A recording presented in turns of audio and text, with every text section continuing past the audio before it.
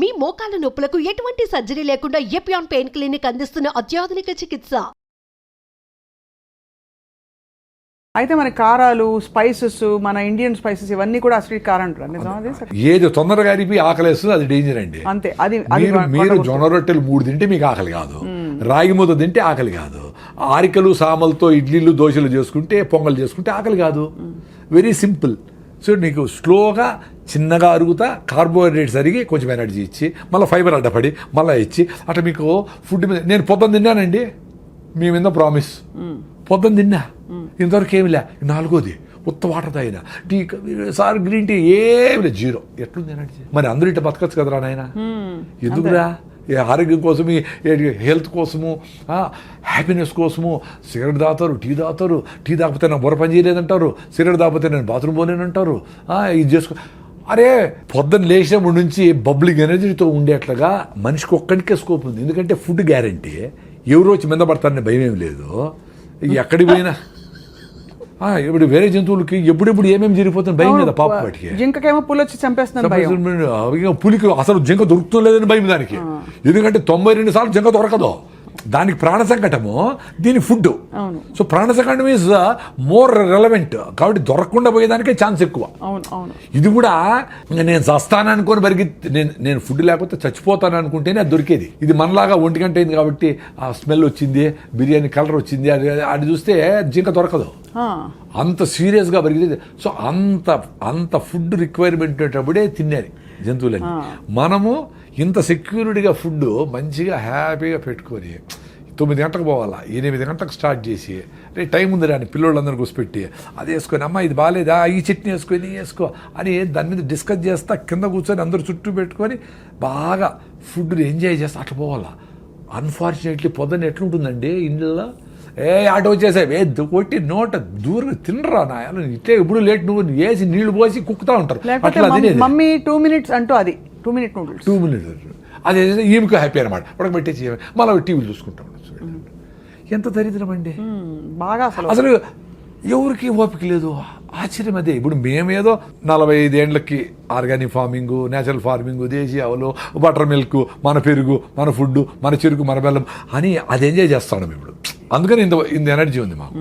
2 things అండి. ఒకటి ఆరోగ్యంగా బబ్లింగ్ ఎనర్జీతో ఉండి చచ్చిపోవాలా, లేదు బతకాల, లేదంటే చచ్చిపోవాలి. 2 ఉంటాయి ఆప్షన్స్. బతకాలి లేకపోతే చచ్చిపోయారు. పెద్దోళ్ళందరూ అట్లా ఉండి ఇట్లా ఉంగిపోయింటుంది ముసలామె. అయినా ఆమె యాక్టివ్గానే ఉండి ఊరికే మాట్లాడు, పల్లీలు వేసుకుంటుంది, ఊలుస్తూ ఉంటుంది, ఏదో దారాలు కడతాడు, జుట్టు పెడతాడు, ఏదో ఒకటి చేస్తూ ఉంటుంది. ఆ రాత్రి పడుకుంటే అది పొద్దునే చచ్చిపెట్టారు, లేదో దగ్గు వస్తూ చచ్చిపెట్టారు. ఇప్పుడు పండిపోయినారు, 90 ఏళ్ళు వచ్చినాయి. పండిపోయిన ఆకు గాలి వస్తే ఆ రోజే రాలుతుంది, లేకపోతే రేపు రాలిపోతుంది. అంత సింపుల్గా చచ్చిపోయినారు వాళ్ళు.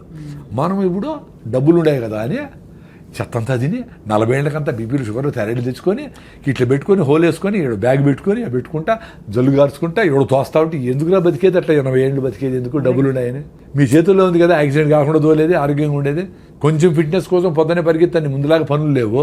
పొద్దున్న 1 గంట సేపు కేబీఆర్ చుట్టూ పరిగెత్తాలి కదా, పెద్ద అదృష్టం కదా మీకు. ఆ చుట్టుపక్కల డబ్బులు కూడా అయినా చుట్టూ పరిగెత్తే మీ హార్ట్ లంగ్స్కు పాల్పిటేషన్ వచ్చి హార్ట్ కొట్టుకుందే, మీకు బ్లడ్ సర్క్యులేషన్ బెటర్ అయ్యి మొత్తం ప్రతి సెల్కి ఆక్సిజన్ అందందే మీరు ఆరోగ్యంగా ఉండలేరు. వారానికి 2 రోజులైనా ఆ పని చేయాల్సిందే. వారానికి ఒక్కరోజైనా నువ్వులు పోసుకొని ఎండలో లేకపోతే మీకు విటమిన్ D3 రాదు. మామూలుగా పనిచేసే అందరూ ఏసీల్లో ఉన్నారు. మీ B12 రావాలంటే అంబలి, ఈరోజు మిగిలిపోయిన నీళ్ళు పోసి పొద్దున్నే అంబలి అది చేసుకొని గట్ మైక్రోవేవ్ ఇంప్రూవ్ చేసుకుంటే మీ గట్ నుంచి బ్రెయిన్కి బ్యారియర్ ఉంటుంది అడ్డం, దాన్ని దాటుకొని బ్యాక్టీరియా ఒకటే పైకి పోతుంది. పైకి పోయి అక్కడ బ్యాక్టీరియాతో డ్యాన్స్ చేస్తుంది. అట్లా మన బాడీలో 350 ట్రిలియన్ల బ్యాక్టీరియా ఉంది. అవును. ఒరే మీరు బ్యాక్టీరియా, జీరో బ్యాక్టీరియా తోచి వస్తూ ఉంటారు అందరూ, సైన్స్ చదువుకున్న వాళ్ళు అందరూ. అన్నం తినేటప్పుడు కడుక్కోండి చెయ్యి ఒకసారి. అందుకని బ్యాక్టీరియా కోసం చేసి తోమి వేసి నోట్లో లిస్ట్రిన్లు డెటాల్ గిటాల్ ఎన్ని వాడు చంపేస్తారు స్వామి. అవి ఏంటి, నువ్వు బతికితే మేము బతకాలి కదా అని పాపం అవి మనములు బతికించేదానికి అవి లోపల పని చేస్తూ ఉన్నాయి. మనం వాటి ఎప్పుడు చంపుదామని ఉండవు. ఏందిరా ఇది సైన్సా? అందులో గుడ్ బ్యాడ్ 2 ఉంటాయి కదా సార్. కానీ గుడ్ బ్యాక్టీరియా, బ్యాడ్ అవి గుడ్ బ్యాడ్ మనం డిఫైన్ చేసినాము. గుడ్ బ్యాడ్ ఏం వాటికేం తెలుసు పాపము. ఇప్పుడు మనకు మంచి చేసే బ్యాక్టీరియా ఎక్కువ ఉంటే చెడ్డ చేసే బ్యాక్టీరియా స్టెఫ్లోకాకస్ వీటిని ఆడబెట్టి మూలకు పడి ఉండరా గమ్మునుండు అని చెప్పి ఇది చెక్ చేస్తే ఆడ పెట్టింటుంది అంతే. దాన్ని ఇన్ఫ్లేట్ చేయాలని నువ్వు నానా కష్టాలు పడి యాంటీబయాటిక్లు వేసి చిన్న జ్వరం వస్తే ఏదో ఫైటింగ్ జరుగుతూ ఉంటుంది, జ్వరం వచ్చింది, ఆ ఫైటింగ్ చేస్తూ ఉంది, వదిలేదాన్ని నువ్వు రోజు రెస్ట్ తీసుకో. ఆకలి కాదు, అన్నం తినొద్దు, అది కూడా నేచరే చెప్పింది. నీకు ఆకలి కాకుండా రే నేను ఫైటింగ్ చేసుకుంటా ప్లీజ్ ఈరోజు తిండి నిలపరా అని చెప్తే మళ్ళా నువ్వు మందు వేసుకొని డోలు వేసుకొని మళ్ళా తింటావా? చెత్తనా ఎలా, ఎంత దరిద్రం అదే.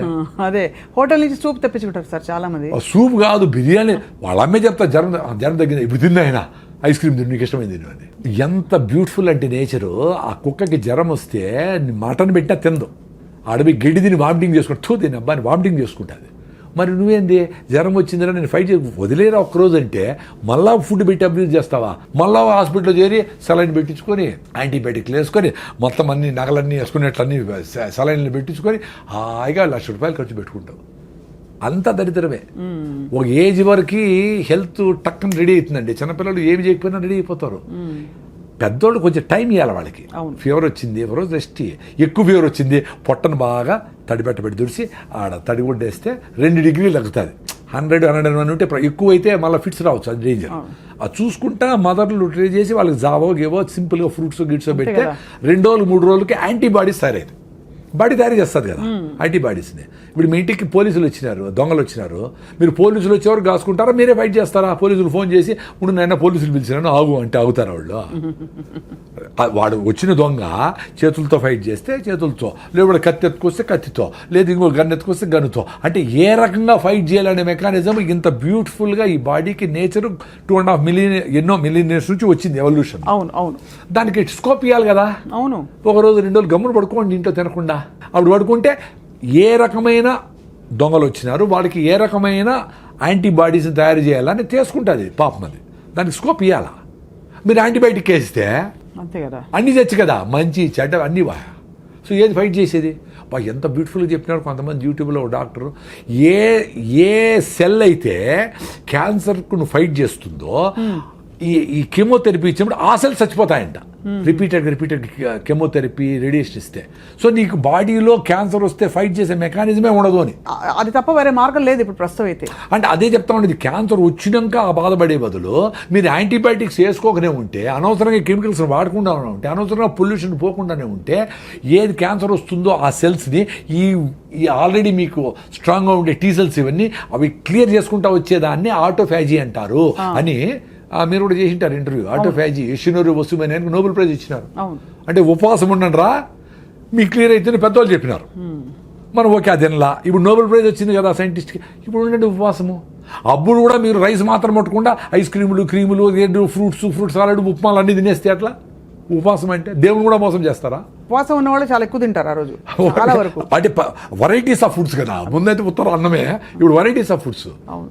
సో ఇవన్నీ డ్యామేజ్ చేసి మన ఇమ్యూన్ సిస్టమ్ డ్యామేజ్ అయిపోతుందండి. Very simple. సో లంకణం పరమౌషధం అనేది మేము నమ్ముతాం. సూపర్. నేను ఉండా కదా, నేను పెద్ద అసిడిటీ పెట్టి నేనే ఉండా కదా, ఎప్పుడెప్పుడు వస్తుందని లాస్ట్ 3-4 days బ్యాక్ కూడా ఉన్నాను హ్యాపీగా.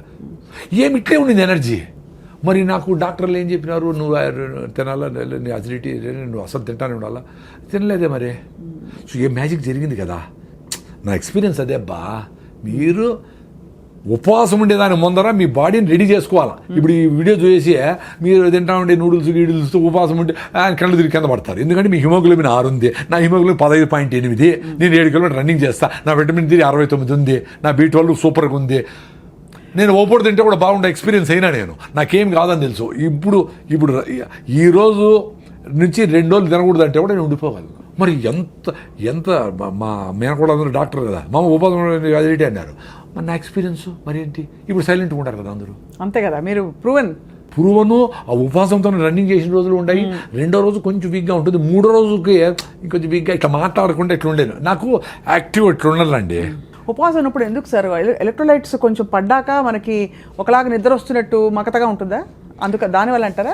ఎలక్ట్రోలైట్స్ అని కాదు, ఫస్ట్ మనకు గ్లూకోజ్ ఆ కిక్ అనేది అలవాటు అయిపోయింది.